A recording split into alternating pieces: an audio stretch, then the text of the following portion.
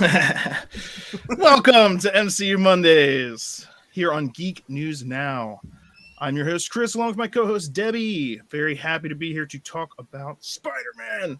We've also got David down below, as we very often do. And today we're also joined by Jeff from the MCU's Bleeding Edge podcast show. He is a friend of our show, and we love the work that he does over there. And when he gets to hang out and talk about some MCU stuff here, we enjoy that as well. Jeff, how are you doing today? Hey, man. I'm back on the MCU Mondays, bro. I couldn't be happier. It's the place to be on Monday. Same 9:30 Eastern starting time as that's the only time we ever do it. So every Monday, 9:30, we're here. I think we took 2 weeks off, but whatever. That's not bad for like small question though, Chris. What if you did MCU Mondays on a Tuesday? How would that work? Wouldn't do it. I can't see it happening. Okay. I think the 2 weeks we took off was actually there was something going on those two Monday nights, and it was like just take a vacation. And there wasn't anything Marvel happening coming out. Obviously, it was I think we were between Falcon and the Winter Soldier and Loki. Yeah, I think it was in that time frame somewhere in there. But today we've got a whole lot of crazy stuff to talk about. I want to warn everyone that there will be spoilers. So look, there's a little banner that says Spider-Man spoiler and Hawkeye spoilers. We're going to talk about Hawkeye first. Then we're going to move into Spider-Man because there's a lot to talk about there. If you haven't seen it yet, you probably don't want us to spoil it. But I also just say go see the Spider-Man movie. But before we get talking about that, let's have our show opener. Theme song guy. Oh, yeah!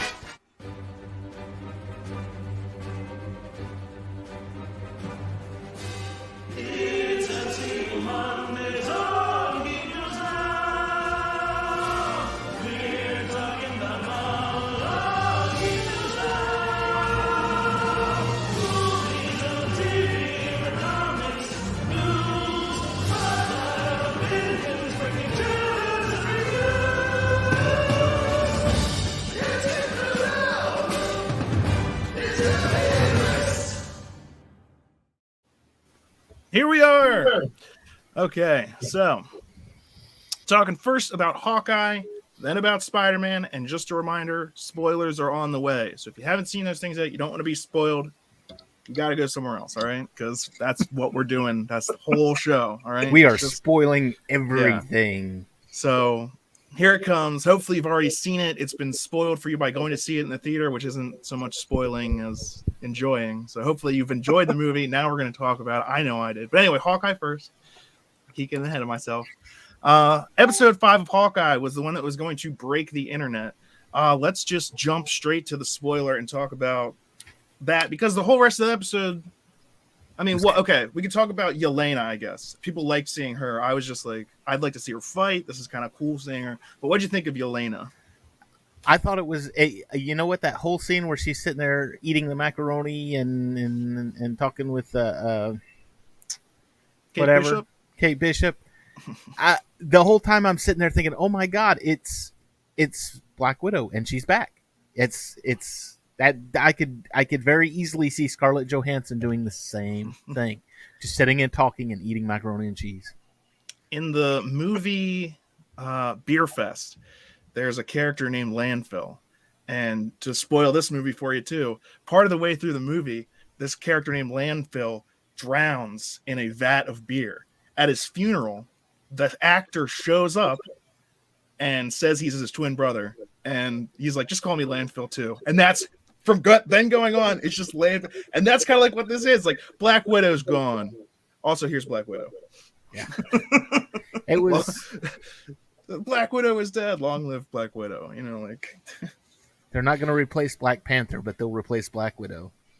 Well... Eventually, they'll replace Black Panther. Chris, if you don't mind me just real quick, before Yelena Belova, I just want to mention that I've been feeling a little bit under the weather for the last couple of days, so I actually skipped out on 3 opportunities to go ahead and review Spider-Man, and I skipped out on 2 Hawkeye Episode 5 reviews. So I did do one of them on the Bleeding Edge, But I've got all my energy for these reviews all here for MCU Mondays. And as far as like what David just said, I got to be honest with you and say that I don't agree. I feel like looking back at that sequence or that scene with Yelena Belova and Kate Bishop, I feel like Black Widow would have handled that completely differently. Her wit and humor is so dry. You know what I mean? Her personality is so dry and so direct and to the point that she doesn't really like to banter or or crack jokes and stuff like that. You know what I mean? She did with Steve a lot. She was doing a lot of banter stuff with him. And even still, her wit and banter, Yelena's wit and banter. She kept saying Kate Bishop, and she was like, "Why do you keep calling me Kate Bishop?" And are you doing that to intimidate me? To show that you know a there's lot the about Black me? Widow. There's the Black Widow connection, of course. No matter what, there's always going to be that connection between the two, right? And there's going to be similarities from that perspective. But you also have to remember that if you watch the Black Widow film, right, they make it very clear that, like, as sisters, they're very different people. You know what I mean? Like, Yelena's a different kind of person than Black Widow is. Then maybe I said that wrong. Then maybe it reminded me so much. It was like they had grown up together. They were sisters. I can sit there and talk to my brother, and we'll bounce stuff off of each other. And then you would think that you would know that we were brothers. Just the way I can see Natasha. I can see Natasha doing that whole thing with the macaroni and cheese and everything with Yelena. You know what I mean? Like sister to sister. But if it was Haley Steinfeld and it was Kate Bishop and that was Natasha Romanoff, Black Widow, sitting there face to face and whatnot, I feel like the conversation would be shorter. It would be more to the point, and it would be more strategic. Okay. But you're also dealing with Yelena being a healed Black Widow.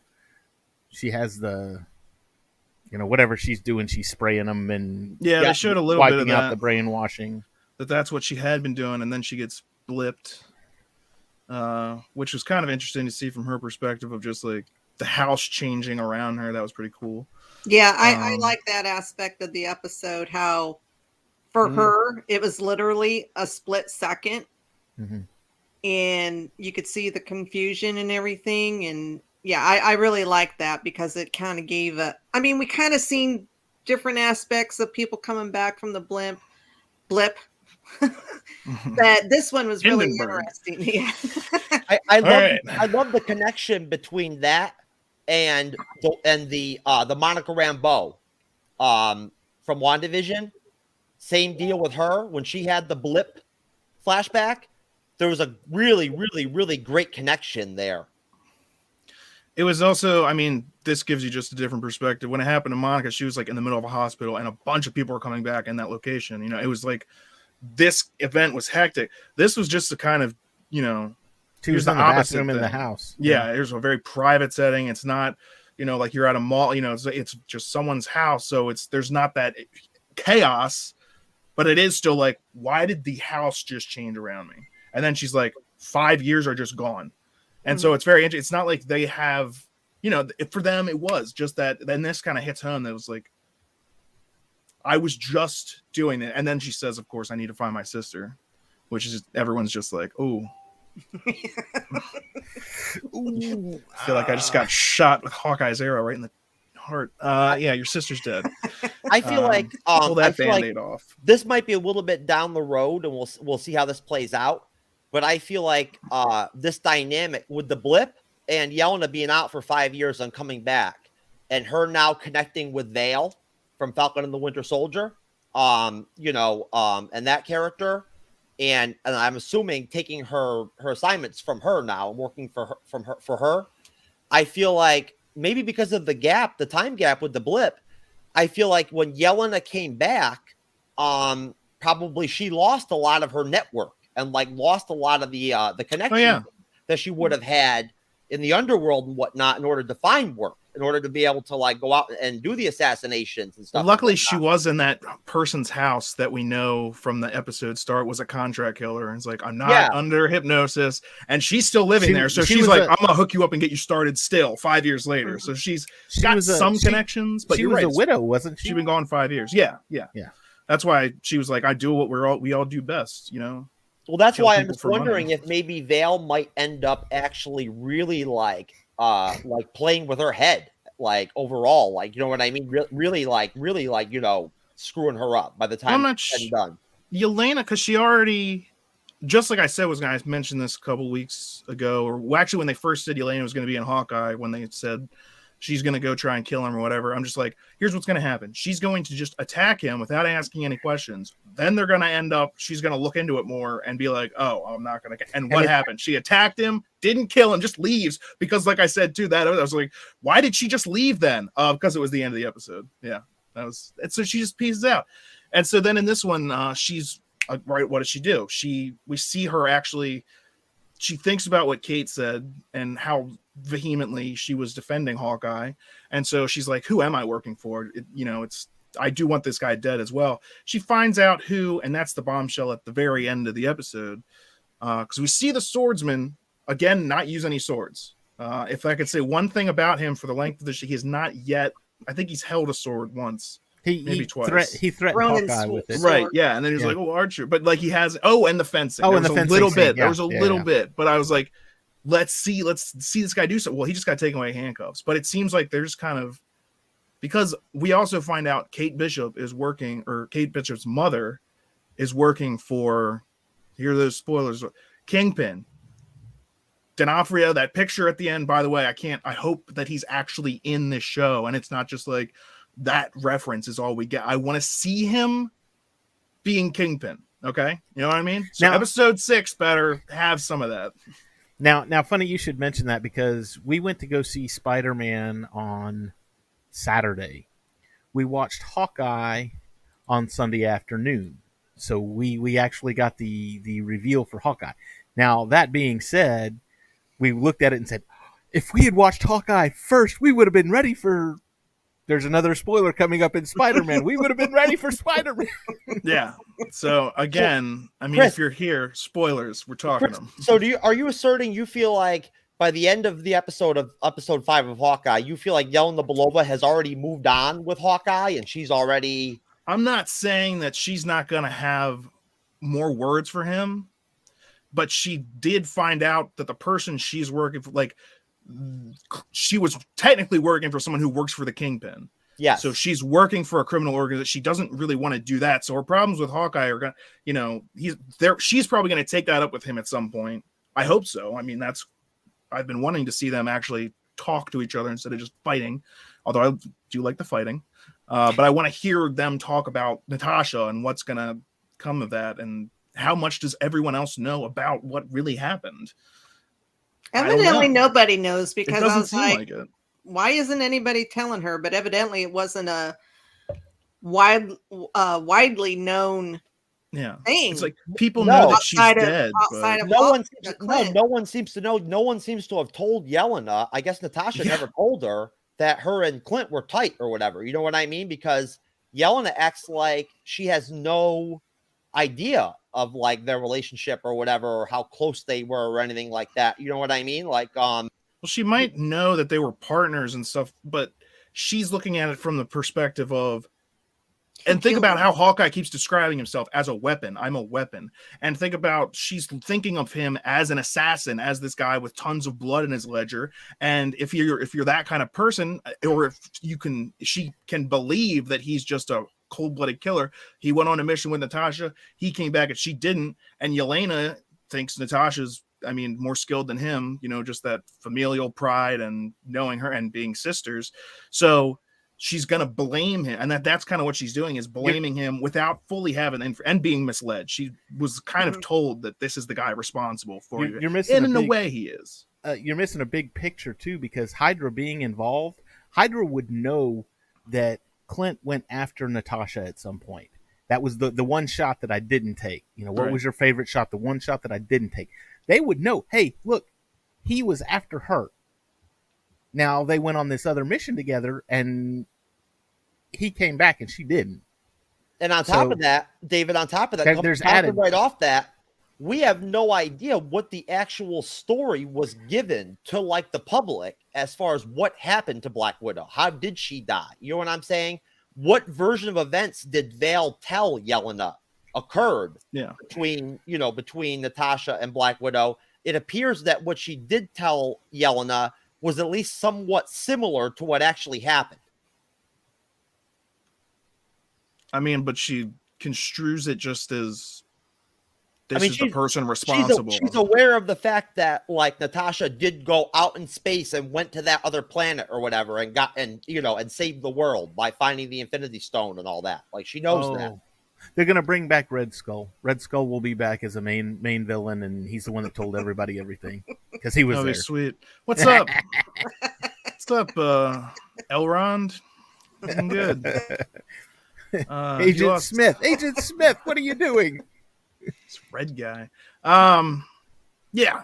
Anyway, so the swordsman part of the because we see.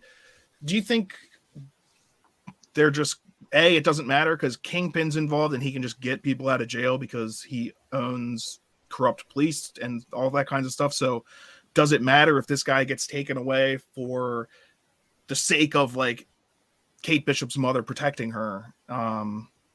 But in reality, she's working for Kingpin too, so it's just kind of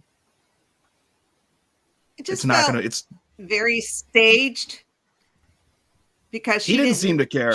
Are you? Yeah, he didn't care, and she didn't seem that upset about it. Eleanor, she didn't seem that upset about it. As much as she was in love with him based on the last episode. I was looking at it going either she knew and this is just kind of her cover and she knows he's going to get out because of who she works for because they're rich.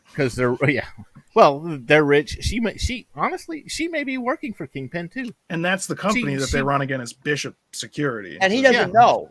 Tony Dalton's character, the swordsman, doesn't know that Vera Farmiga is in Kingpin's pockets. He doesn't really know. I think he believes that she's a legitimate business person doing security or whatever with her company. And I feel like he's just kind of a small fish. Like he's just kind of like a rich, well, he owns the shell company that the tracksuits are laundering money through, and that they all work for Kingpin. So how does he not know that the woman he's involved with? This is where it gets a little interesting, Chris. The tracksuit mafia are a joke, right? Like, look, they can't do anything right. Okay, so at that point, I mean, let's be honest here. If Kingpin himself was personally involved with the tracksuit mafia and the swordsman, and the swordsman was actually was actually working but right beneath Kingpin and answering to Kingpin, do you honestly believe that the Kingpin that we saw in the Daredevil Netflix series would accept the type of like failures left and right? You do know that this is not that Kingpin, by the way. It's played by the same actor, but I don't think that they're like, oh, everything that happened in Daredevil is now canon in the MCU. They're going to make it canon. Why? They're going to bring back the whole cast. They're going to bring back the whole cast of Daredevil for Daredevil show. They're all going to come back. Well, I like the cast of Daredevil, but I don't think we need all of them. And well, no, I just mean Marvel can do whatever they want with it. Disney can do whatever they want with it at this point. No, so they can just say that what happened in Netflix, that was one of those infinite other realities. That's why they look the same. Multiverse. Yeah, no, but I have heard very heavily rumored that they're going to bring back Karen Page. They're going to bring back Foggy Nelson. Oh, I liked Foggy, all right. Yeah, I like Foggy. I didn't care for Karen. Just mouth breathe and cry at someone. 25 minutes of an episode. Just saying. And then the whole story that was like the episode that was all about her, I was just like, so I'm just gonna skip this. I just want to hear that they lock down John Bernthal to play the Punisher along with Daredevil. I mean, then I'll be happy. I think people liked him as that role too. I enjoyed it. So, but well, we're just gonna have to see where that goes. But yeah, the fact that they showed Kingpin, just the fact that his character is even in the story now. The fact that they're using the same actors is even better. But I mean, they like money, and when everyone's like, "This is what we want," it's easy enough to go, "Okay." They're not gonna throw you a Quicksilver. But hey, Kingpin's Kingpin. Kingpin is Kingpin. I don't care what's canon and what's not. Kingpin is Kingpin, and Kingpin from the comic books is the same guy that literally, if you fail him at your job and you're underneath him, he will literally take you and break your head right against the goddamn ground and crush your skull. Like, he doesn't care. Okay. But also, this swordsman guy hasn't really failed him yet. And the tracksuits, it's like you're hired goons. I need a bunch of goons. We'll call up the tracksuits. They all got killed the last time we used them. All right, take one of those other gangs then, whatever. It's like you're hired muscle. And that's why they didn't even know that the swordsman was directly affiliated with them, because he just owns a shell company that they're laundering money through. So that's, and Kingpin also, yes, he will break someone's head open with his bare hands, but also he's kind of good at not getting caught, and he's strategic, or not doing it. Yeah, he's very strategic. What if he might also have someone? He was using Ronin, by the way, to kill the tracksuits. Yeah. Just so you remember that. So what if the swordsman character, right? What if he's a fall guy? What if at the end of the day they just end up pinning him on some charges or whatever and whatnot? You know what I mean? And he just ends up being a fall guy. Well, he could be, sure. I'm not putting it beyond Kingpin to do something like that, but I don't know. I think that this guy does know that he's working for the Kingpin. All right. And I think, and there could be a whole scene where it's like, you failed me for the last time, swordsman. And he's getting him out of jail. He's like, this is like your last chance. You think it's possible that maybe Vera Farmiga is playing him, and like he's just a stool, he's just like a stoolie for her, like he's just a like a get out of jail free kind of card type deal? We don't know exactly how much she's manipulating things, other than the fact that she's at the very least lying to her daughter about the several things. And I'd like to find out exactly. I'd like to see her try to explain herself. Like I'd like to see some loose ends tied up in this series. There's only one more episode. Yeah, we got some stuff to. Nothing. Where's White Vision? You just. We don't have anything, but see, we don't have anything like mind bending. I mean, it's not, oh my gosh, explain the multiverse to me kind of thing, like Loki was, or WandaVision, but it's more like Captain and Winter Soldier. There were some loose ends left, but I'm gonna be able to sleep at night. The last episode of that was he puts on the costume, the new and like that was the big. So there's definitely a chance here for them to, and they still have a whole costume, right? They literally said they've been talking about these costumes. I want to see Kate Bishop kill somebody in the final episode. Like, I want her to go all out. She shot Maya. I mean, there you go. Not in the eye or anything, but yeah. So I mean, I'm saying like that's the next step. I want to see her like get put in some kind of situation where she has no choice but to go ahead and kill somebody. Yes, like Superman. This is snaps that guy's neck anyway. And Maya, are we going to assume Maya's going to live? Yeah. Through this having thing? her own series, she's got her own series coming out. Yeah. So we know. We know she's not dying. Is she gonna be okay? Today. Well, again, they've got this whole other that's gonna be a prequel show. The entire thing. She dead now. Nah. They don't wait to give you a prequel until you've already played the character for like 10 years. Just ask Black Widow. Yeah. Here's my origin story now that I'm dead in the universe. Hey, dead. We probably got to see her fight. I knew the whole time throughout the whole show that she was not going all out in those fights and those fight scenes and stuff like that. When she went one-on-one with Ronin, she was going all out and she was really throwing down. I did enjoy that fight. I like how there was one part I felt so stupid. I was like, I'm the biggest dummy. Because there's one part where he's taking out the guards that she has, because she's like, come along, but then she brings a bunch of other and Ronin takes him out silently. Well, not silently, because there's literally one point where he's like, this guy's banging, and I'm just like, how did she not hear that? And then I was like, right, she is deaf. Why is she not hearing that? Inconsiderate. I was Did you guys notice? Did you guys notice that the same thing with Hawkeye? That like across the series, he really demonstrates that he's very strategic and very tactical in his fighting, and I think he's been kind of going soft on people up until that final fight there with Echo. He kicked the shit out of her. Well, yeah, stop her. But even still, he could have just killed her. He could have. But he's trying not to do that anymore. I guess because he doesn't want to bring more people trying to murder him. Like every person you kill, people want revenge, blah, blah, blah. And he was really I think once he had become a family man in the first part, he tried to be more, not just murdering people. Maybe there's a better way to he's do trying things. to step away from the persona of Yes. Ronin. It would make sense that that there would be a sense for him where he would be really, really against killing anybody at this point. Because also, since Natasha essentially gave her life for his, that was the choice that they had. Well, that she made for him. They both tried to sacrifice themselves, but so he sees him just being alive as he has to live up to the sacrifice that she made for him personally. And one thing she was trying to do, even from like the first Avengers, they mentioned that she had a lot of red in her ledger and she's trying to make up for it. I think that's also something that he now carries as well, if he didn't already before in some way. Well, I want to put it out there right now. I'll bet $100, $100 on this. There will be a Hawkeye season 2. There will be a season 2 of Hawkeye. There's just too much going on that it would make no sense for them not to come back and put them together again, him and Kate Bishop. Do you think that'll be before or after or part of Young Avengers? I think it will be before, because I honestly don't think we'll get Young Avengers in whatever form, whether it's a series or a movie or however they're going to do it. I think it'll probably it probably won't happen until, I'd say, if I had to guess, maybe like mid 2023, 2024, beginning of 2024, I can see it happening.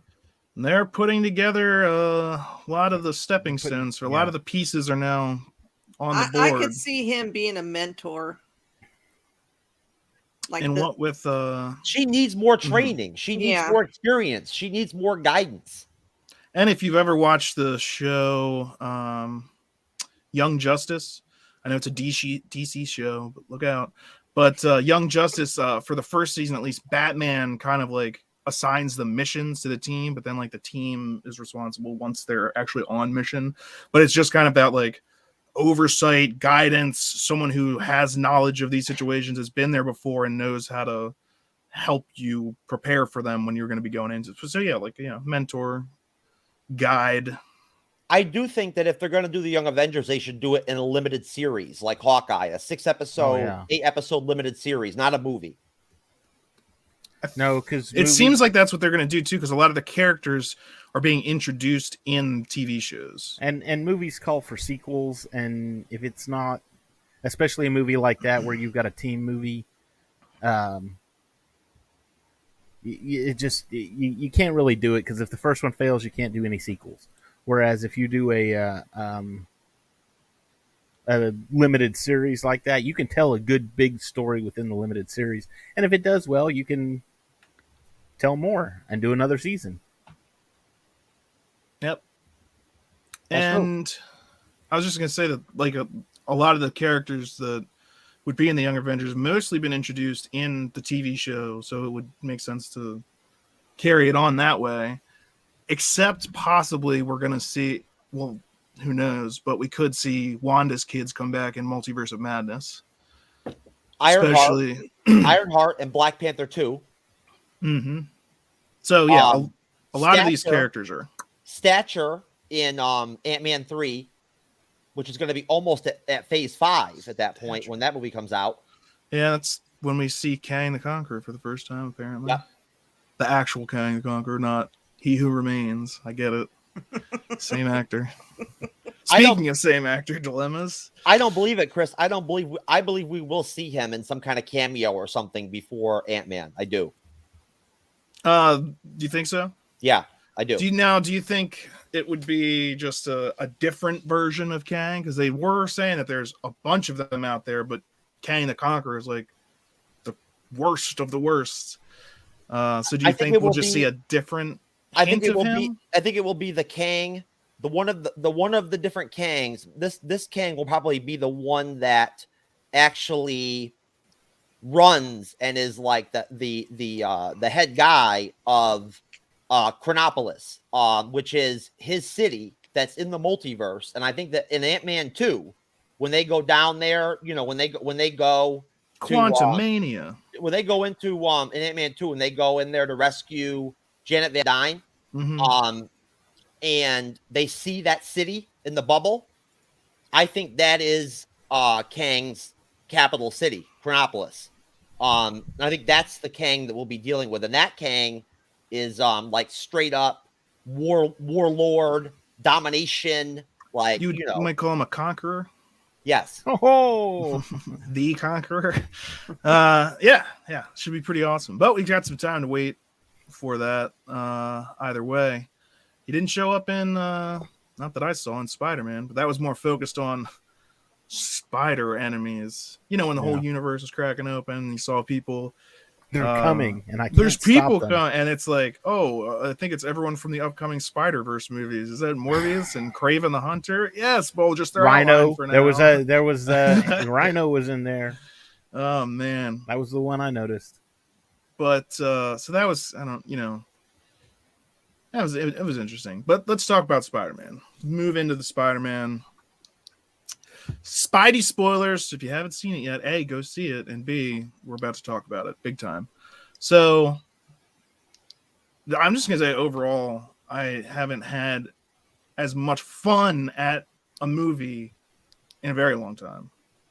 Like joy. I love this movie. What'd you guys think? Debbie, how was yours? Because I know you don't like going to theaters, so I'm curious. It was slightly more crowded than normal, but but it wasn't packed by any means, thank God. But there Mine were was. there Mine were a was few too. more people. I think if I could go see it again, I would. I don't know.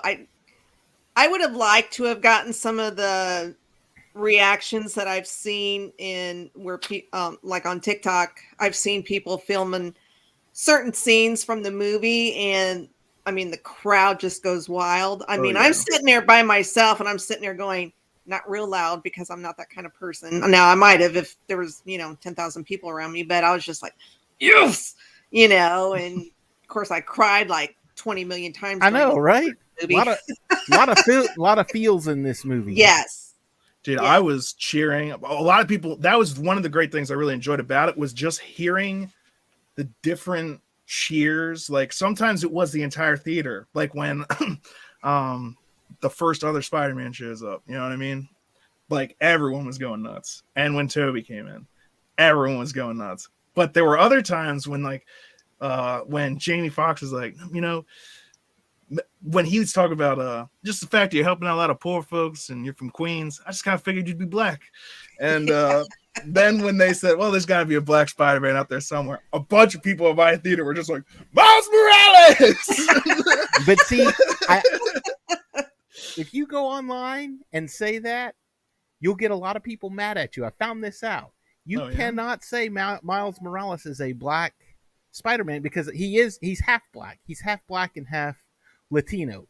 And there have been people that have been, hey, what do you think about, so-and-so for Miles Morales? They're like, no, it won't work. He's black. He's not black and Latino. He's just black. I mean, people are very passionate This about guy was a puppet. Okay? Look, people, it's called acting. He's not actually a Spider-Man either. Okay? He doesn't cling to walls. This is a move. Oh, for God's Well, sake. let me I put can it out believe there. I can believe it. I want Manufactured to outright. connect with David on that 100%. He's 100% right. Being from New York, born and raised, I can tell you right now, when it comes to mulatto or black and Hispanic, Americans, whatever, female or male or whatever, they do take that stuff very seriously. Like you're either black, or if you're black or Hispanic, you're not black. You know what I'm saying? Like, and they do get very offensive and like very uptight and like argumentative about that stuff. Yeah. Okay. But no, as far as my experience went, I guess, I've mentioned before on the show, like what it's been like here in Southwest Florida when I've gone to see the Eternals and Shang-Chi. I've only seen like maybe 3, 4, or 5 people in the theater most at all my showings. This one, we had probably, I'd say, half the theater full. So that was great. Great crowd reaction and noise and everything, just like you talked about, Chris. It was really fun, and Debbie. But I'll be honest with you, I've got to go watch it again. No matter what, I got to watch it again. I want to go watch it again. Once again, I was on a first date while watching the movie, And unfortunately, that just kind of puts you in a situation where at times you can't pay attention to the film 100% because you do have to here and there kind of joke and talk to your date and stuff like that. So that took me away from the No. theater. During the movie, I'd been like, You "What are talking you during doing? the movie? Talking during the movie? Unless you're like cheering for something, but like, No, that is not necessary. Well, I'm trying to make sure that when the movie's over and everything and whatnot, there's like an after like movie like hangout period for me and her. You know what I mean? Netflix and chill. I'm familiar. Yes. Yeah. The movie's only half the game. I'm sorry if I'm at a movie. If I was on a date, I would not want my date yapping in my ear. I think if I was No. if I was at a movie and I was on a date and my date was yapping in my ear, I would guarantee you that there would be no, what did you Second call date. it, after movie Netflix and chill. There would be none of that. I'd be like, Talk no, yourself out. you're talking to me during the movie. Just talk yourself out. I don't want to go watch another movie with you. You're just going to talk to me again. Well, whatever I said, it must have worked out pretty good because I can tell you right now, the after Spider-Man hangout period between me and her was riveting, impactful, and staggering. Well, unfortunately, we're gonna have to hear about that some other time because this is not the after action report. This is the discussion of Spider-Man. Let's just say my We don't need to. My web cartridges were empty. Okay, there you did it anyway. So happy, way to go. My theaters were for the Eternals and for Shang-Chi. We went to the same theater. And they were anywhere from like 33 to maybe 50% full for those two movies. We had to sit on the front row because that was the only seats that were available. That theater was packed. Told you. I know we weren't sure if tickets. we weren't sure if we were going to be able to even go see it. You're lucky I'm sitting here because if I hadn't thank have been able to go goodness. see it, I was thinking all the way up until we were actually on the road. I was like, I'm not going to be able to do MCU Mondays because I'm not going to have seen this stupid movie. Oh, and on my showing, they're still doing the selected seating stuff where they tell you where you can sit. Like you can pick spots where you can sit, but you have to have like a gap in between other people or whatever. For Spider-Man, it was just an all-out thing. People just came in, took whatever seat that they wanted or whatever, and that was it. Oh no, Most of the we had assigned seating, but it was all. I mean, it was sold out. Sold out, yeah. That's what I was gonna say. Is all the showings near me were sold out almost like the first day, but I'm like right in between Baltimore and DC, so it's a pretty heavily populated area. And that's the other thing. We went on like a Saturday. I think we went at like 12:30 in the afternoon. So I mean, a Saturday morning, more or less. Movie. That's. And it was still. Packed. I mean, and what made it so good too was that they had a show at like 12, and then another one at 12:30, and then another one at 1, and another one at 1:30, and then another one at 3:30 and 4. You know, they just had them stacked. They had a bunch of theaters playing it. And because of that, there were so many people at the theater. You know, you're waiting in line for concessions. You smell the popcorn, and everybody's running around doing their thing. And it was like, we're back. Everything's back to normal. Yay! Movies! It was, and I also just gotta say, like, I enjoyed Eternals. Actually, I gotta say, Eternals was okay, but I wasn't that impressed. Shang-Chi was a lot of fun, but this movie was like, dude, there's just joy filling me. Like, there were so many memes too. They were just like, let's find every Spider-Man meme and throw it in. I'm something of a scientist myself. Everyone's losing it. Me and like the other people that read these memes were losing it when they're pointing at each other. I'm like, they're doing it. They're doing it. They're doing it. I was on the internet. That's literally what I was doing. I was like, they're doing it, sitting there, and other people were, you know, obviously these were not points when the entire theater broke out, but people like me, the like 5 of us were like, yes, meme. If I may drop in, Chris, I'll say this. As far as the movie itself and like how good it was, the quality of it, I would not match it up with Endgame or Infinity War or anything like that. Like some people were trying to say it was going to be. But I will say this: the atmosphere, the environment in the theater, the camaraderie, the energy was very similar to like an Avengers-esque kind of film. Oh, You know, Yeah. Well, look, the thing about like Infinity War and Endgame, well, Infinity War had to bring them down to the lowest point so it could deliver the biggest emotional point. And that was the thing about those movies is they're like the culmination of like the 10-year, kind of like a once in a lifetime. The energy for them was different than like the energy for Spider-Man. Even though this did have some emotional punches, to be sure, there was just so much more. There's like more jokes, which I enjoyed pretty much all the humor in this, and sometimes that can be hit or miss. But all the stuff between the different Spider-Man too, just their interactions, them talking to each other, it was just like, this is awesome. And the fact that they were brought back all these characters, classic, beloved characters in a lot of cases, and treated them with respect. And I was like, it makes me wonder like what Star Wars could have been if they had brought those characters back and done better with them in the sequels than they did the original trilogy characters. But people have different opinions. I'm not going to get into a whole Star Wars thing, but I just remember I was like, I wish I could have felt this way watching a Star Wars movie recently, and I haven't. But when I was watching that Spider-Man movie, dude, like just Now, because you mentioned being respectful to the characters. I gotta say there was one thing that really, really disappointed me about this movie. Oh yeah, and that was like for Willem Dafoe and Alfred Molina and all the old villains, they use the de-aging thing to where they still look like they did, 20 plus years ago or whatever, right? Could they not have done that to Tobey Maguire? That guy looked like he was 50 years old and run through the ringer. I was like, That's the point. Well, He's wait. supposed to be the older Spider. There He's you supposed go. to be the older, wiser Spider-Man. there you go. Debbie nailed it. David, I didn't want that. I wanted young Toby. but you I know, wanted Toby who just got done fighting a crappy Venom and a terrible Goblin.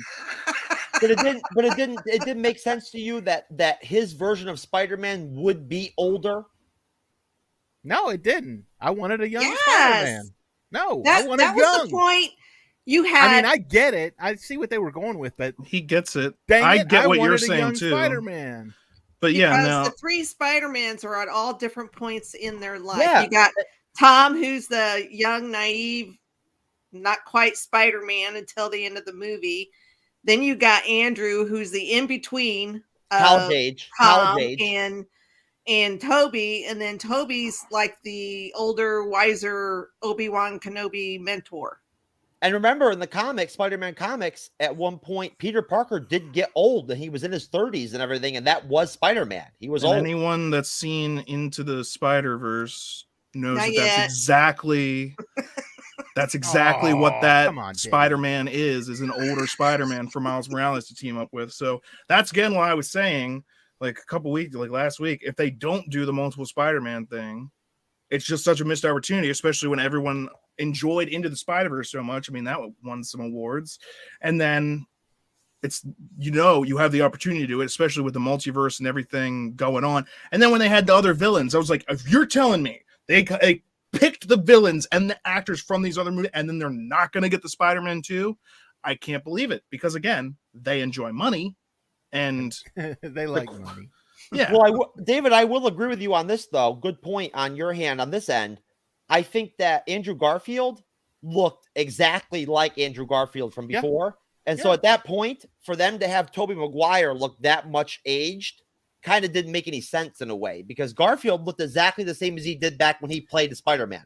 I also think he's still doing movies and probably stays in Some type of shape. better shape than like Tobey Maguire. I don't think Tobey Maguire Well, Toby's old too. I mean, cares. he did Spider-Man 20 years ago, 20 When plus he was years ago? already like, and he was already like 20 or 30 at that point. yeah. So yeah, he literally, the actor is in his 40s and 50s. And I think Willem Dafoe's character even looks like all grown up. Look at you, all grown up, or something like that. So yeah, it's and the Goblin costume. I loved it. I was The- like, it's so much closer to the comic books now, and it looks right. They did the right thing. They fixed it. How great, by the way, was Willem Dafoe? Holy Like everyone did a great awesome. job, Smokes. right? but I have to single him out because when he played both sides of this character so well. You were sympathetic towards Norman. You wanted to help him. But then you're like, okay, but you don't know when he's going to flip that switch and just become a super powerful, insane dude that wants to not just even kill you, but like ruin you.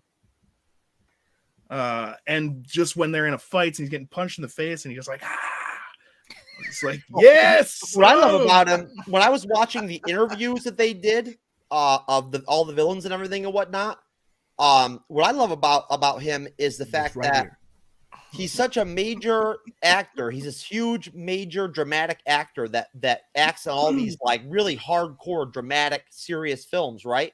But he really gets into being in these Spider-Man films. Like, he really likes it. And he really psychologically gets into the character to where, you know, like, he understands the Goblin. Yeah. So And I met go him ahead. when I was interning at the International Film Festival in Cannes, and he gave like a 30-minute long kind of like interview / just talk to me and some of the other students. And he was just mentioning like the way that he chooses his roles is by watching movies. And if he has a movie that he and his wife will go see or whatever, and he's like, wow, that director just blew me away, I'm going to get in touch with that director and see if I can be in their next product. That's how he got in The Life Aquatic with Steve Zissou. He wasn't originally going to be in that movie, but he talked to the director, and the director was like, the cast is full. But then somebody dropped out of the movie, and since he had talked to the director and he's Willem Dafoe, the guy was like, all right, you're in. And so it's just really cool to hear, like, that's how he picks his films, is just by like watching movies. And then when he sees like a director he really likes, he's like, I'm gonna go see if I can be in one of their movies. Great guy, super nice, super friendly. I have some great pictures just of him like being, and it's like, this guy can seem so terrifying in these psychological, but when he's like going into it, but just hearing them talking to me, what a great guy. He likes to cook for friends. He likes to have people over for dinner. He's like, oh, I love to cook. I have a garden, and I'm just like, Would anybody, Green Goblin. Yeah. would anybody agree with me that his performance in John Wick, the first John Wick, was actually excellent? Like, it really like made a big difference in the film. Was he in John Wick? I felt like his presence really legitimized the movie. I haven't seen John Wick in a while, but I don't remember. Yeah, it's been a while, but Oh, he was in it. Yes, he was one of the. He was the older. He was. Assassin. You're right. He was the older assassin who was kind of like the father figure to him. You know what I mean? And they caught him at the end, and they were torturing him. And, because they ordered him to kill John, and he wouldn't do it. Yes, amazing. I'll agree with you. Well done. Willem Dafoe in general. And honestly, the entire gambit of the villains in the movie was they were all. I mean, Electro in Amazing Spider-Man 2 was awful and terrible and cheesy and reminiscent of 1960s Batman villains, but you get him into this one to where he realizes that there's power out there. It's a different world. He knows what's going on. He gets his hands on the arc reactor, which is unlimited power. And in fact, Luke even said that when he saw the arc reactor, he was like, oh, that's unlimited power. Don't let him have that. And it was Palpatine. Like, yeah. Unlimited power. But David, it was basically humor. Electro right there anyway. Humor changed it for him. That's what changed the role for him, and what made it different for me was the humor aspect. There was none of that in that. He played it straight and he played it serious, and every one of them was like that. I mean, Thomas Hayden Church, he was in it for what, like 2 seconds? It was just like a face shot of him because he was he was literally a Sandman. So one guy made out of mud. Keep him off my carpet. What's going on? Actually, he wasn't even there for filming. All he did was the voiceover because of scheduling conflicts.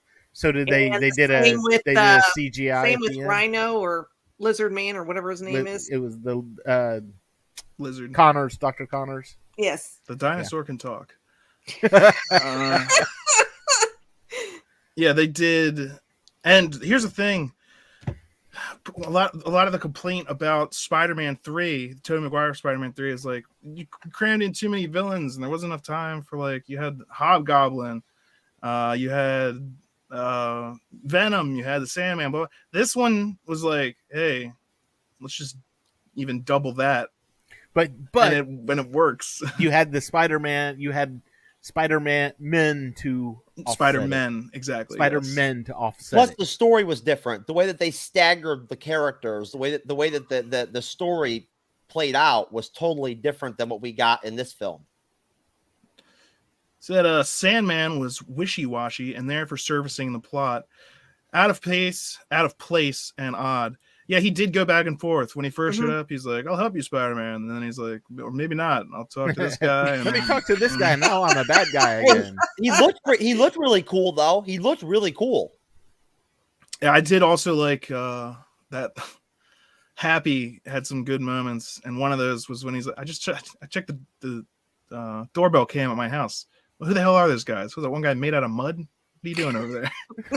I'm just like, John Favreau, you're great. What did you think of Doctor Strange? There's still something off about him. Nah. Oh. Yeah. That's Doctor Wow. Strange. All the Didn't rumors you- about that not being Doctor Strange. No, that was Doctor Strange. He was off. That was not Doctor Strange. He was off that whole freaking movie. Well, the parts he was in. I don't know. I don't know about all that. I don't know, Debbie. I'm gonna after seeing the Yeah, the end credits the end preview. credit scene, the preview. Yeah, You're gonna essentially tell me just a that trailer for. Where actually, I mean, do you remember the end of that, Debbie? The end of that Doctor Yes, Strange? Do I you do. remember evil Doctor Strange? Yes, I do. But And I still think there's something off about the Strange that was in the movie. If that was I think he's Mephisto, pissed because he's not Sorcerer Supreme anymore because he got blipped away. if that was Mephisto as Doctor Strange, at the end of the movie, he never would have wanted to repair the multiverse and everything and whatnot. He would have wanted to make it worse. So Yeah. wait a minute. I just thought of this. This just literally just popped into my mind. So if Wong is the Sorcerer Supreme now, what is he doing fighting the Abomination in China I don't know. or Japan or wherever they were? I don't know. I was like, well, yeah, what does that have to do with keeping the because What? the Sorcerer Supreme is supposed to be guarding against more Yeah, not doing a cage match with the Abomination. Hulk should be in God. this fight. Why are you here? Couldn't afford Hulk. I don't know. He Doctor Strange was just so flippant, and I don't.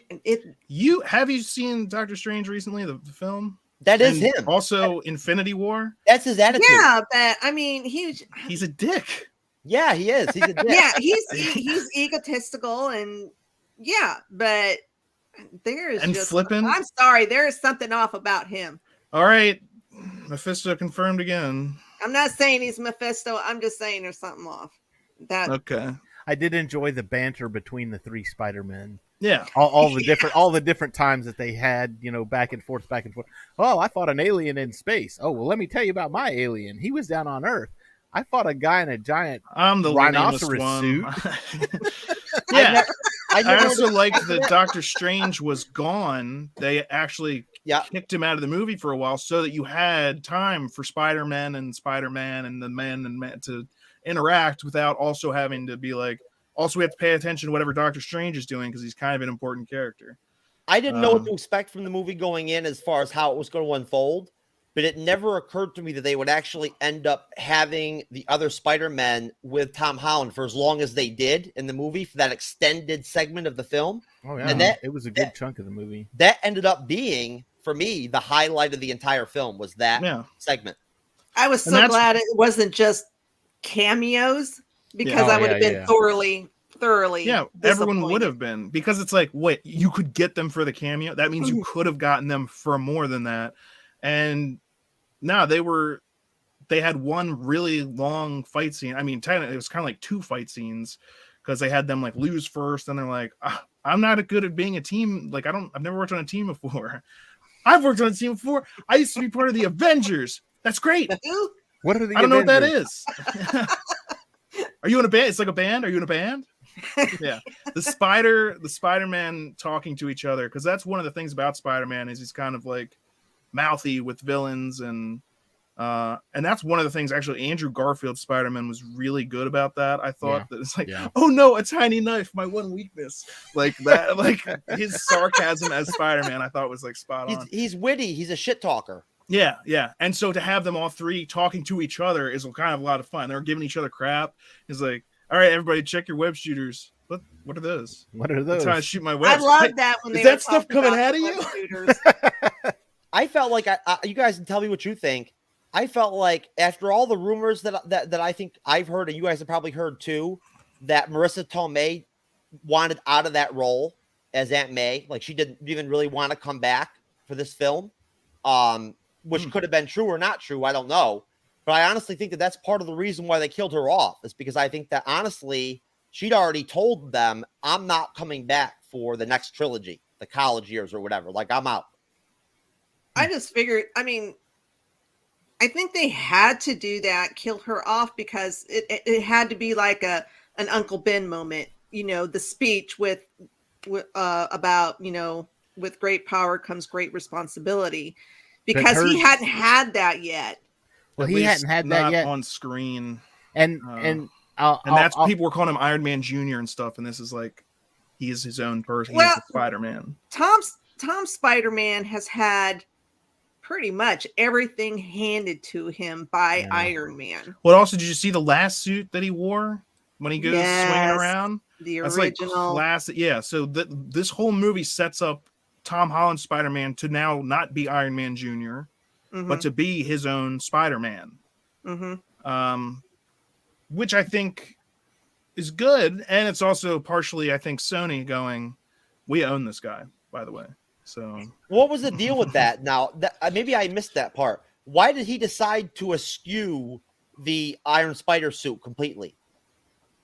I don't know if they gave a reason specifically. I think maybe it was just him getting back to roots. Also, this Spider-Man has had so many suits, you'd think it was a Spider fashion show. Holy smokes, there were so many costume changes. I can't keep track of who was who. I mean, when they were all three in their spider suits, I know there's differences, but I was just, I don't even know. Well, and what was funny, and I know, Chris, you had called this about the whole Doc Ock's arms changed color because he got the nanotech, and you called that last week, and kudos. Thank you very much. But you you had asked about why didn't he forego the Iron Spider suit? If you'll notice, when Doc Ock ripped that nanotech off, every time he switched back into it, he was missing that part of his uniform where that was supposed to be. And then when Doc Ock gave it all back, he wasn't wearing the Iron Spider. It just kind of went to where it needed to be. It created like a spider kind of thing. So it wasn't. He didn't really.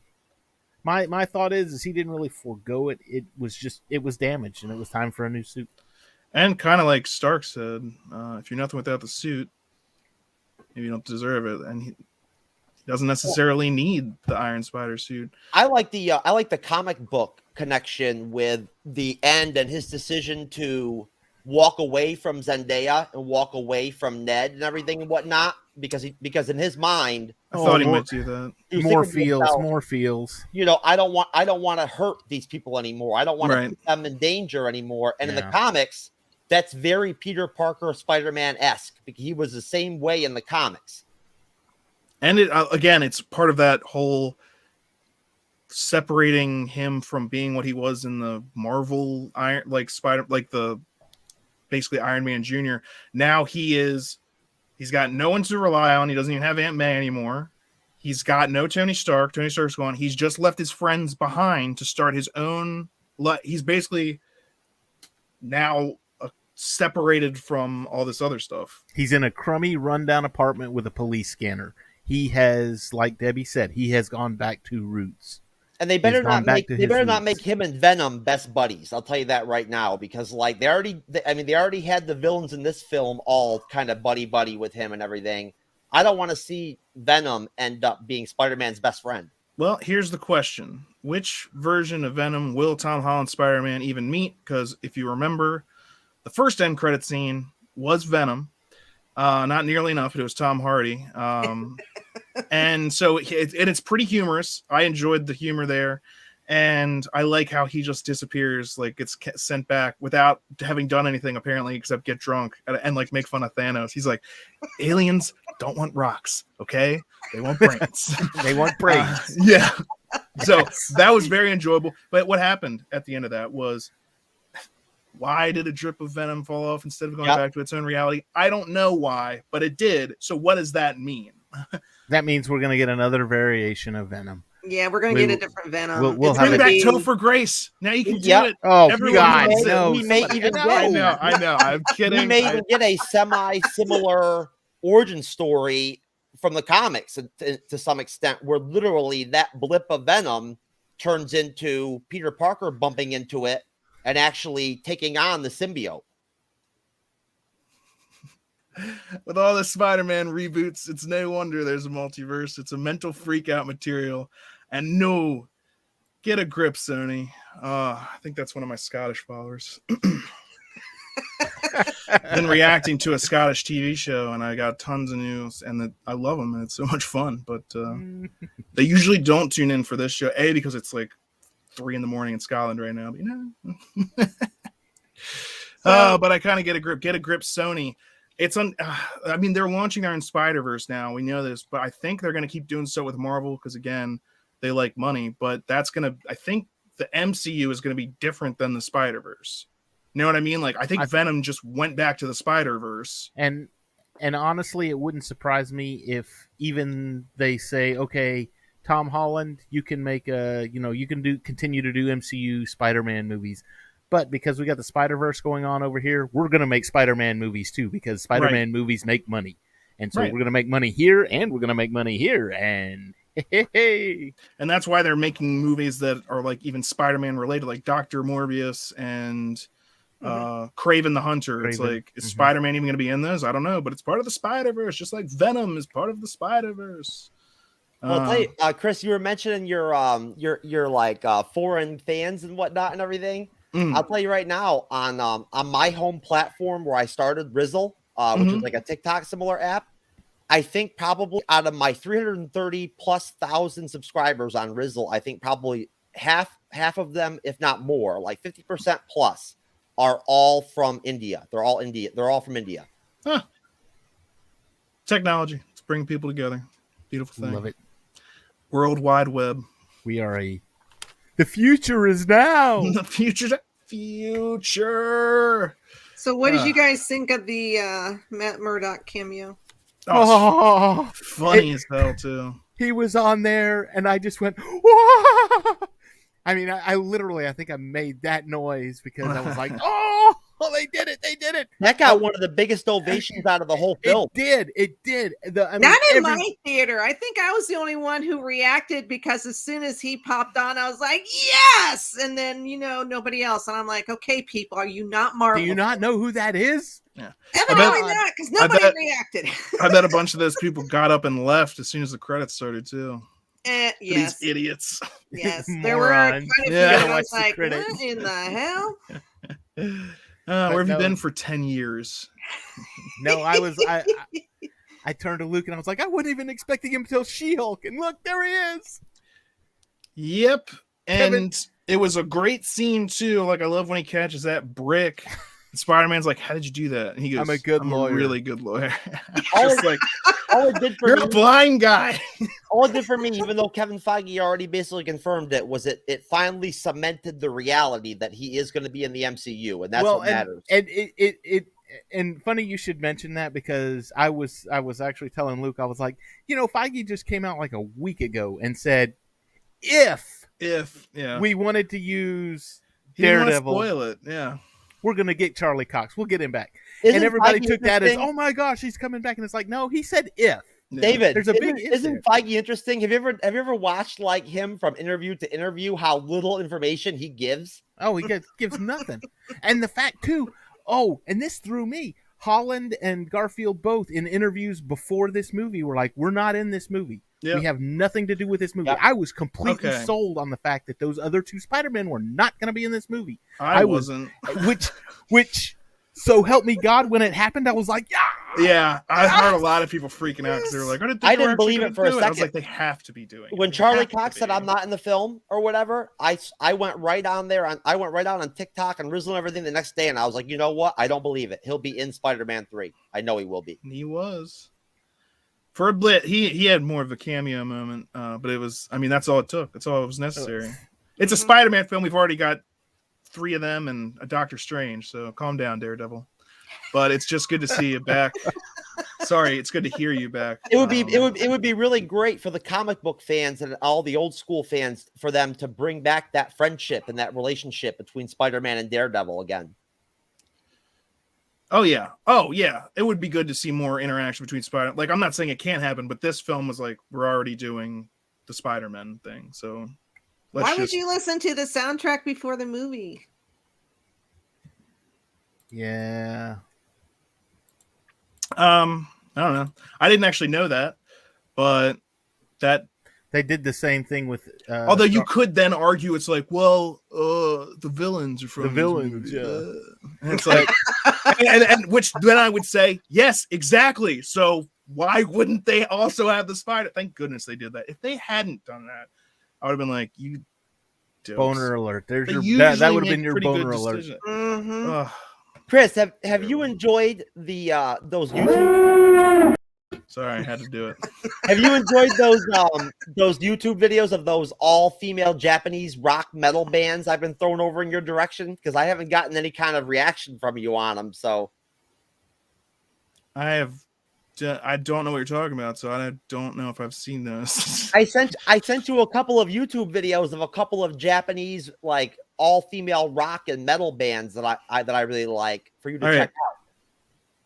But does that have anything to do with Spider-Man? No. Okay. All right. Well, hold on then.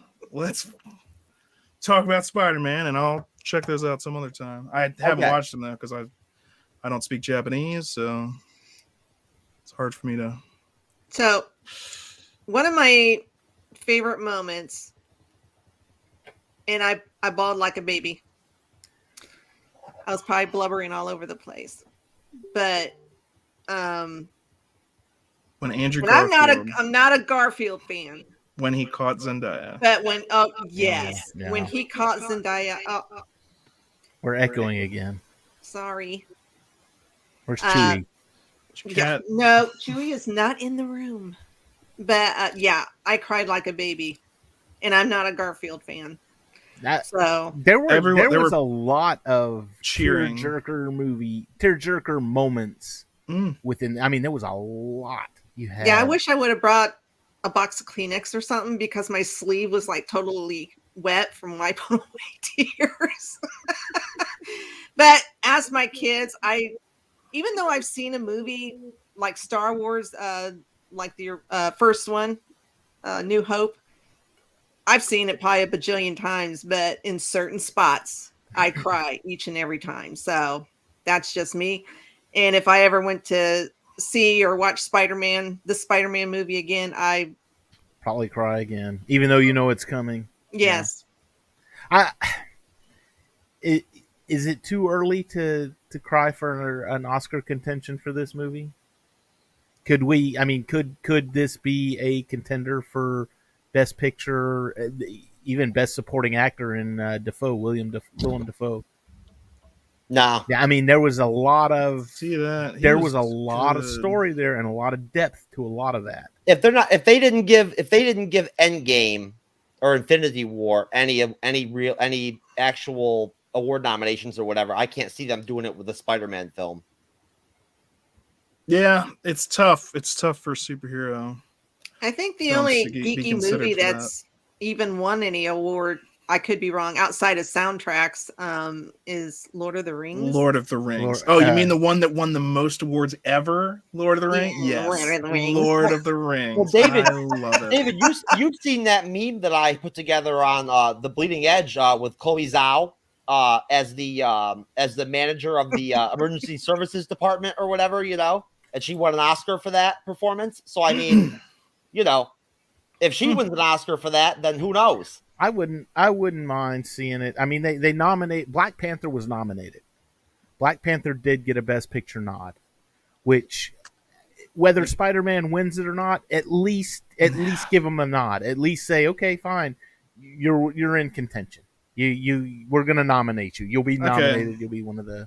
So you're saying like just so they can say like, don't give them the win.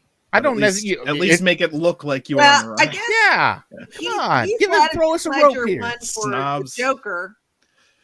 That was Yeah. posthumous, so they kind of. Well deserved. Well, that's Chadwick Boseman. Did he get something? I don't know. I don't. I don't. Well, his death was farther away from when Black Panther actually came out. Yeah. I mean, with Heath Ledger, it was like It was that year or the right next there. year. Yeah. Well, and a lot of people are like, it was because of that role, and blah blah blah. So rough stuff. Absolutely. Spider-Man, though, we go for over an hour here. So, what else do we have to say about this film that we haven't yet said? We've talked about the end credit scenes. Doctor Strange was wonderful to see.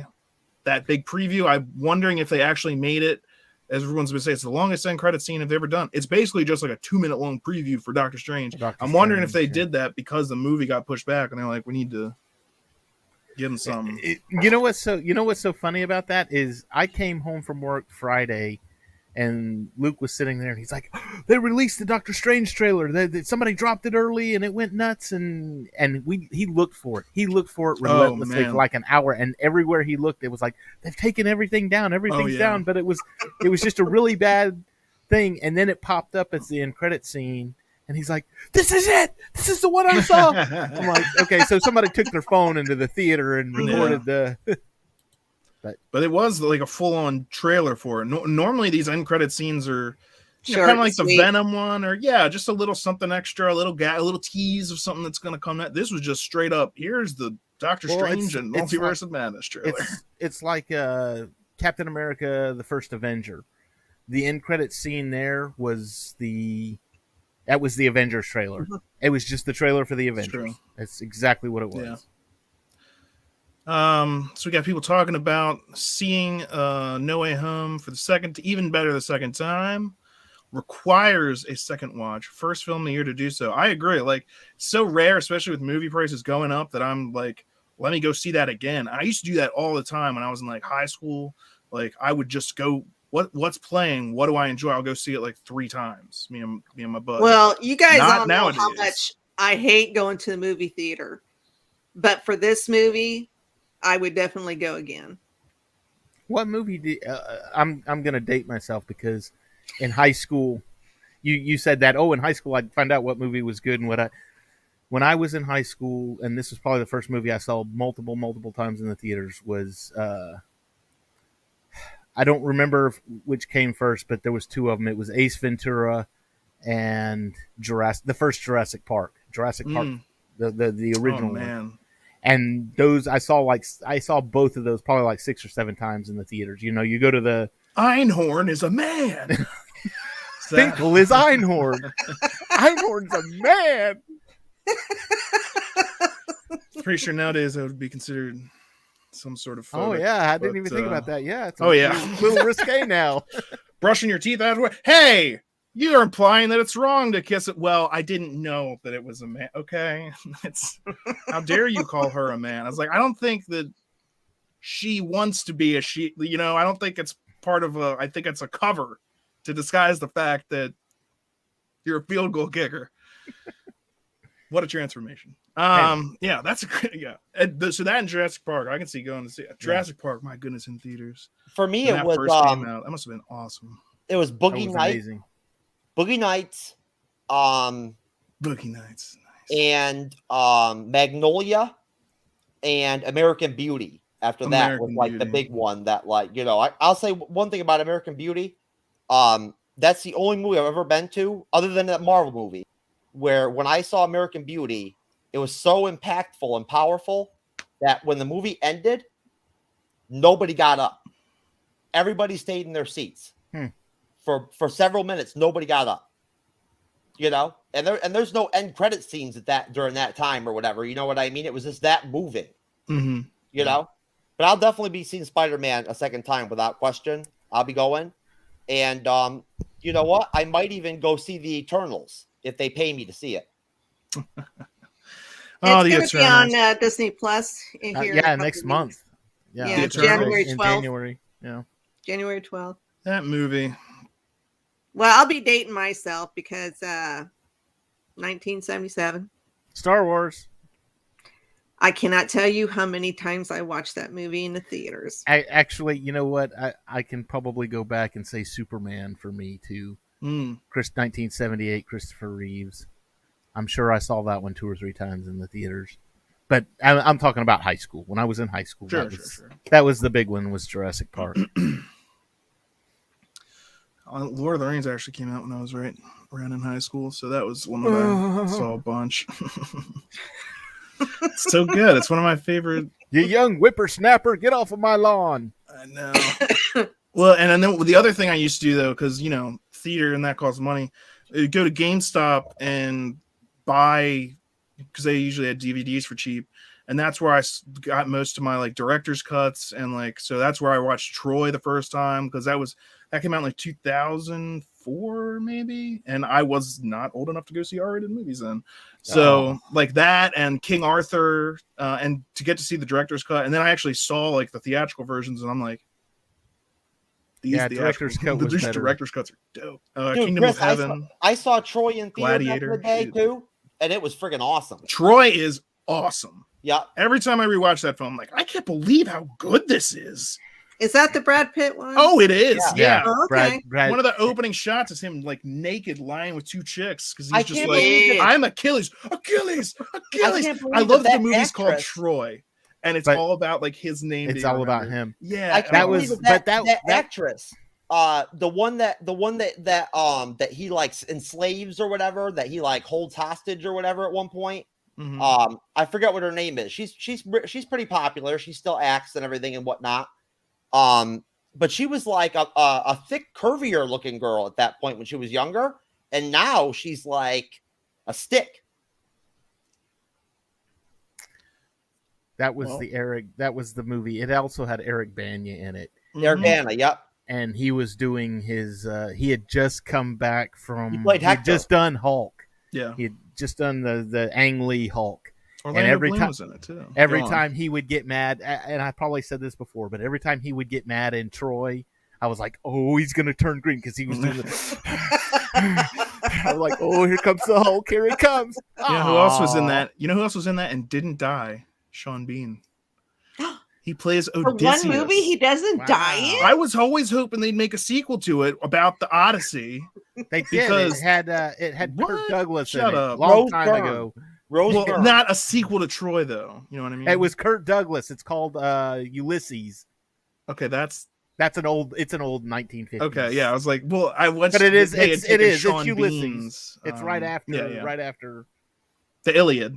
Yeah, It's yeah. the Iliad and the Odyssey. The Iliad is about the sacking of Troy, and then the Odyssey is the return trip home, where they So don't offer sacrifices to Poseidon, and so Poseidon's just like, all right, here, go Fine. screw off I'm amongst smiting you. these Greek islands, and then Cersei turns him into pigs, and he ends up eating.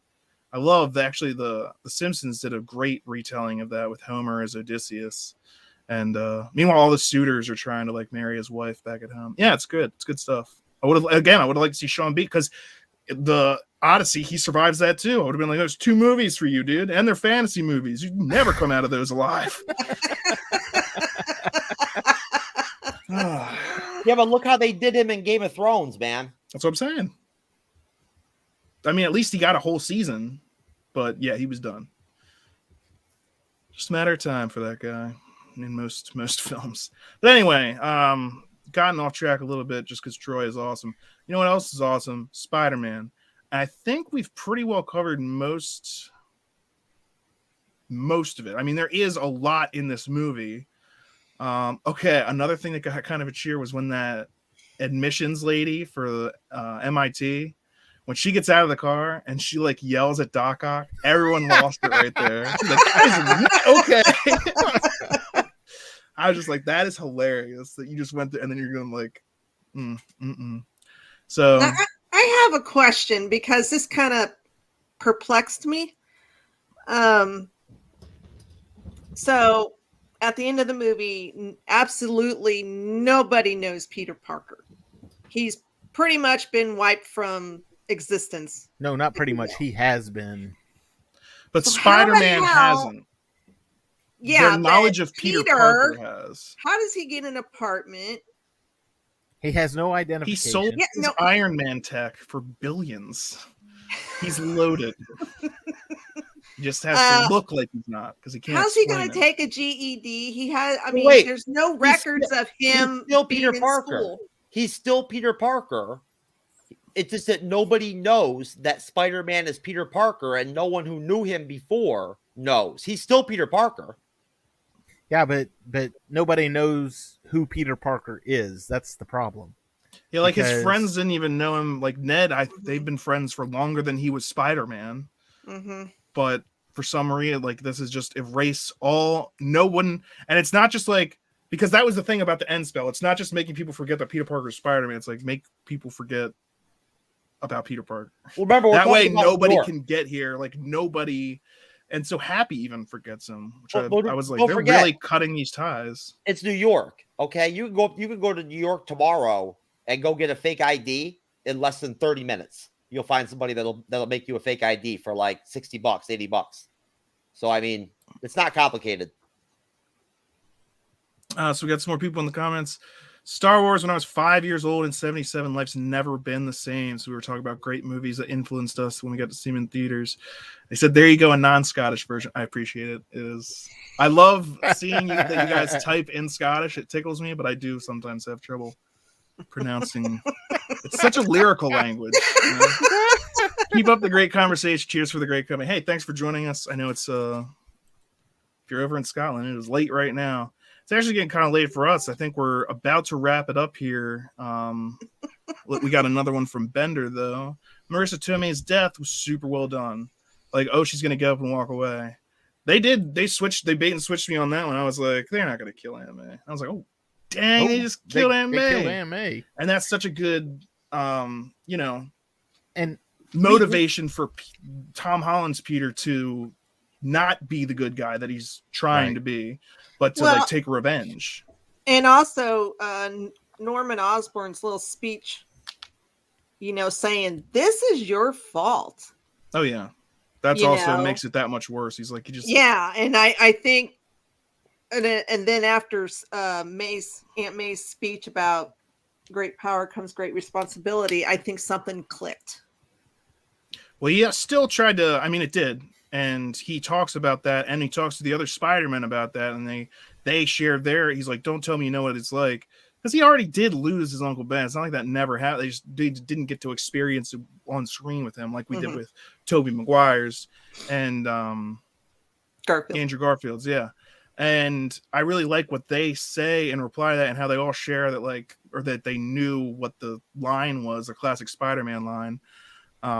Great power comes great responsibility. And it was so funny the way that they've tried to avoid saying that while still saying it in these movies. It's like, when you have the power to do a thing and you don't do that thing and somebody gets hurt, then that becomes your problem. I'm just like, you know what was better? When you said when great power comes great responsibility. It's better. It flows. it was and it's- concise. It yeah, was simple. It's not a word maze. Like, what are you talking about? Just I use don't the know- words I that don't best know. fit the sentence. I don't know if any of you, Chris or Debbie or David, would agree with me on this or not, but I feel like coming off this film with what they showed us of what Peter's new life is going to be like, right? I really feel like what's going to happen is that he's going to be tired of the whole cosmic game, being an Avenger, leaving the planet, multiverse stuff, all that Right. kind of stuff. I feel like he's going to go back to his roots, right? Friendly neighborhood He's going to be Spider-Man. your friendly neighborhood Spider-Man, and that's going to be the premise of the next Spider-Man film that comes out. It's going to be a grounded type film that's going to be, maybe one where you could have him connect with Daredevil, or something like that. I think, shit, lost my train of thought.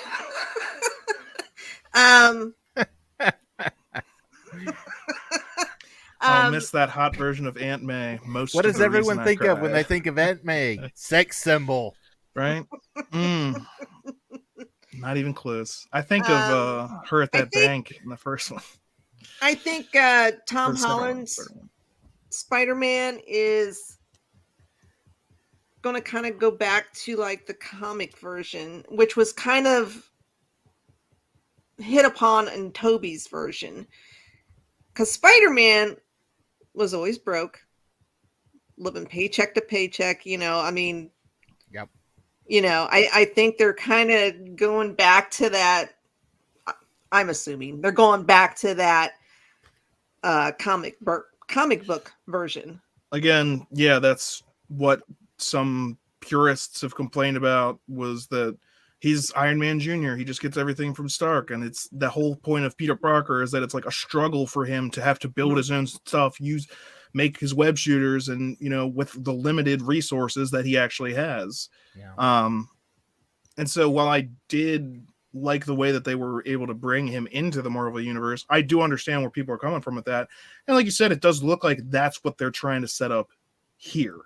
They've taken away his Iron Man connections. He doesn't have Happy anymore. He doesn't have Aunt May anymore. Doesn't have Tony Stark. And no one knows who he is. So he can't just show up at the Avengers compound and be like, "Hey, remember me? I'm the Spider guy." Like, no, we will, or maybe they do. I don't even know how that works. Because Happy has had experiences with Spider-Man. People don't. I don't know how the whole.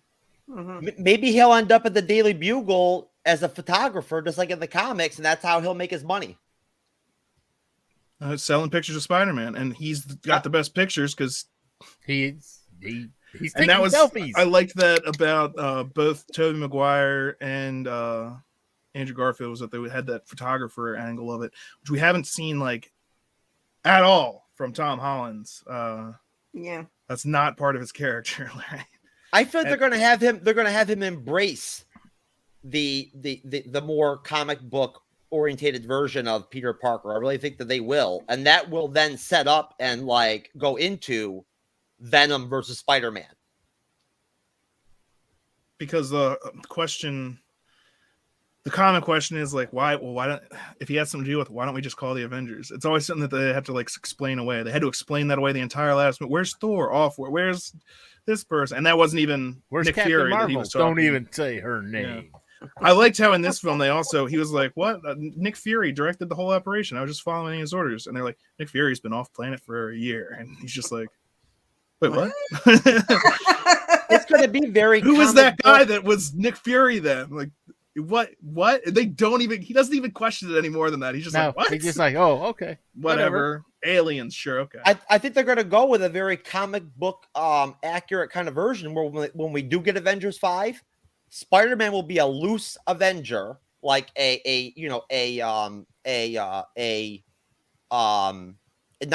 like a true Avenger, not a full-time Avenger. He's going to be like a background Avenger that they call in for a bad situation if they need him. He's going to be touch with Captain them. Marvel. Where they put up the spider signal in the sky. No. Nobody knows who he is. No. Get in touch with Spider-Man. I want Spider-Man. He'll connect with somebody. But no, I'm hoping to God that Captain America, our new Captain America, will be leading the Avengers when we get the next Avengers, not Captain Marvel. Yeah, it'll be interesting to see exactly where they go with that. It will. I mean, we got to see what happens in Multiverse of Madness too. I feel like that's going to shake up the playing field, if you will. So I'm definitely looking forward to that.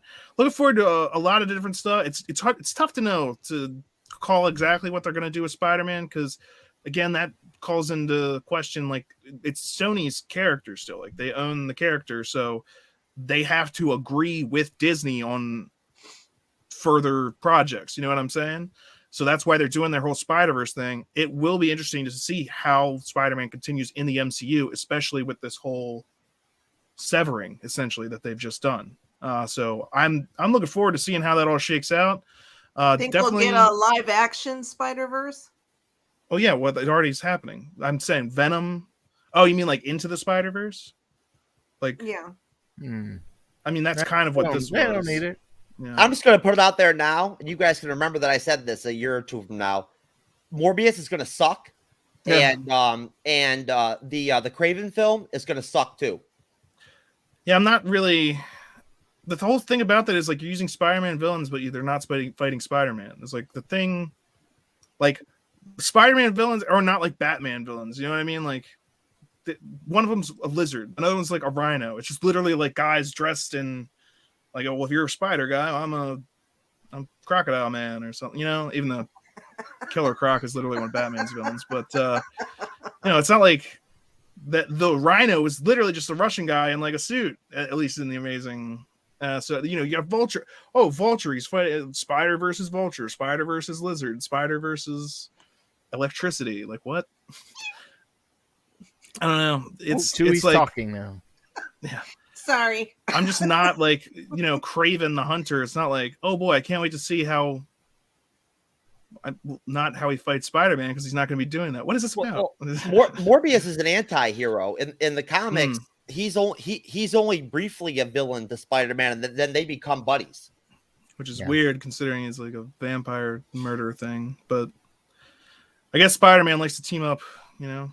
Hell, he tried to do it with every villain in this. Spider-Man likes to get along with everybody. Friendly neighborhood Spider-Man. All right. Well, I've been going for a while now. I think we've fairly well covered. Hawkeye. Looking forward to the season finale. I want to see, like we were talking about, some of these threads getting tied off, and especially since what's after this? I mean, the next thing is Multiverse of Madness, isn't it? After Hawkeye? When does Ms. Marvel and She-Hulk come out? Are they coming out anytime before? They've given us no official release date or schedules on any of it. We don't even know what the next series is after Hawkeye. We don't know.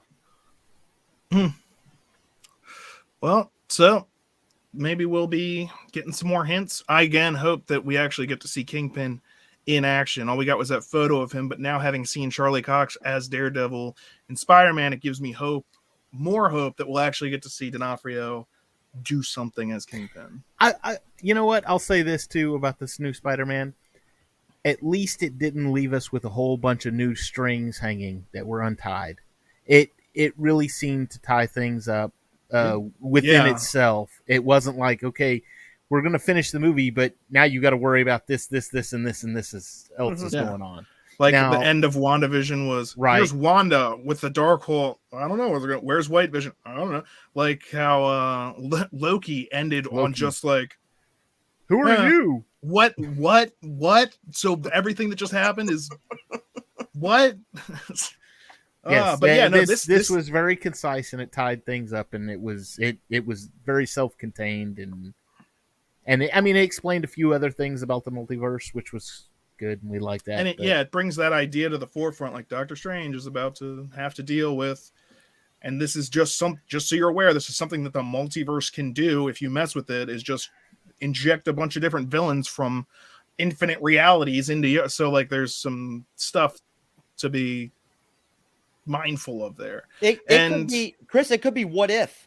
What If could easily be the next series after Hawkeye, just because of the fact that they've already recorded all of those episodes. They're already done. Oh, season 2 of What If? Yeah, it's already done. Well, recorded. I don't know if they've animated it. No, it's from what I understand, it's all done. Okay. Well, I don't know then. It depends on the other thing about Marvel is it's not just about having it done. It depends on where it falls in the whole grand storyline of interconnected craziness that they have been making for.